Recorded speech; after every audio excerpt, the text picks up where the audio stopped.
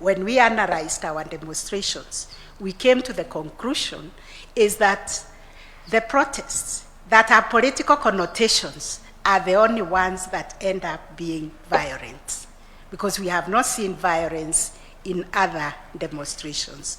And therefore, we've been asking ourselves, how can we moderate the politicians? There are not many, Your Excellency. There are only 1,000, I think, the MCAs, the MPs, and everybody. But how can they make our lives unbearable when they have an issue and they cannot sort it in Parliament, they cannot sort it in the county assemblies, they bring them all over the place to disrupt the lives of other Kenyans.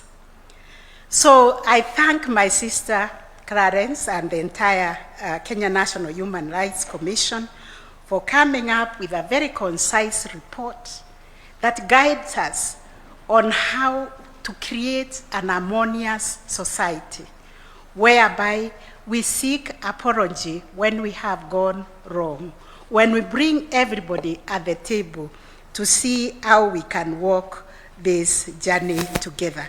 Because both our Constitution, the international human rights law, recognize that the right to a remedy is itself a fundamental right.